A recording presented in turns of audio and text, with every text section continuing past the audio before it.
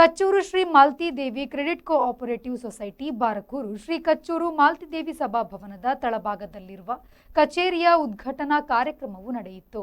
ಶ್ರೀ ಕ್ಷೇತ್ರದ ಅಧ್ಯಕ್ಷ ಶಿವಪ್ಪ ನಂತೂರು ದೀಪ ಬೆಳಗಿಸಿ ಉದ್ಘಾಟಿಸಿದರು. ಬಳಿಕ ಕಚ್ಚೂರು ಶ್ರೀ ಮಾಲ್ತಿದೇವಿ ಕ್ರೆಡಿಟ್ ಕೋಆಪರೇಟಿವ್ ಸೊಸೈಟಿಯ ಅಧ್ಯಕ್ಷ ಗೋಕುಲ್ ದಾಸ್ ಬಾರಕೂರು ಅಧ್ಯಕ್ಷತೆಯ ಸಭಾ ಕಾರ್ಯಕ್ರಮವನ್ನು ಸಂಸದ ಕೋಟಾ ಶ್ರೀನಿವಾಸ್ ಪೂಜಾರಿ ಉದ್ಘಾಟಿಸಿದ್ದಾರೆ.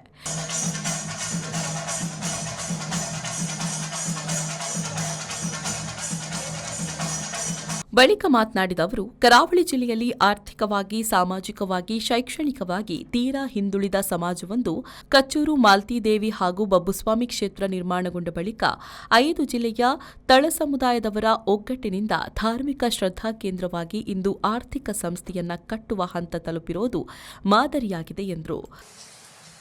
ಒಂದರಷ್ಟಿಯಲ್ಲಿ ಅತ್ಯಂತ ಆರ್ಥಿಕವಾಗಿ ಹಿಂದುಳಿದಿರುವಂತಹ ಈ ಸಮುದಾಯದ ಮೂಲಕ ಮಾಲ್ತಿದೇವಿ ಕೋಆಪರೇಟಿವ್ ಸೊಸೈಟಿಯನ್ನು ಉದ್ಘಾಟನೆ ಮಾಡ್ತಿರುವುದು ನನಗನ್ಸುತ್ತೆ ಇಡೀ ಸಮುದಾಯಕ್ಕೆ ಒಂದು ರೀತಿಯ ಸಂಚಲನೆ ಮತ್ತು ಆರ್ಥಿಕ ಶಕ್ತಿಯನ್ನು ಕೊಡುವಂಥ ಒಂದು ವ್ಯವಸ್ಥೆಯಾಗಿ ಇದು ರೂಪುಗೊಳ್ಳುತ್ತೆ ಅನ್ನುವಂಥ ನಂಬಿಕೆ ನನಗಿದೆ.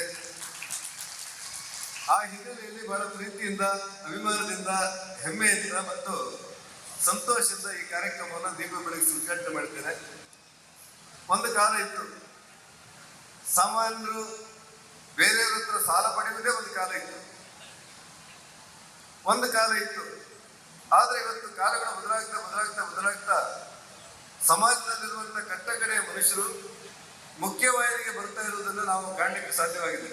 ಕುಂದಾಪುರ ಶಾಸಕ ಕಿರಣ್ ಕುಮಾರ್ ಕೊಡ್ಗಿ, ಉಡುಪಿ ಶಾಸಕ ಯಶ್ಪಾಲ್ ಸುವರ್ಣ, ಎಂಎ ಗಫೂರ ಠೇವಣಿ ಪತ್ರ ಬಿಡುಗಡೆ, ಲಾಂಛನ ಅನಾವರಣ, ಉಳಿತಾಯ ಖಾತೆ ಪುಸ್ತಕ ವಿತರಣೆ, ಷೇರುಪತ್ರ ವಿತರಣೆ ಮಾಡಿದರು.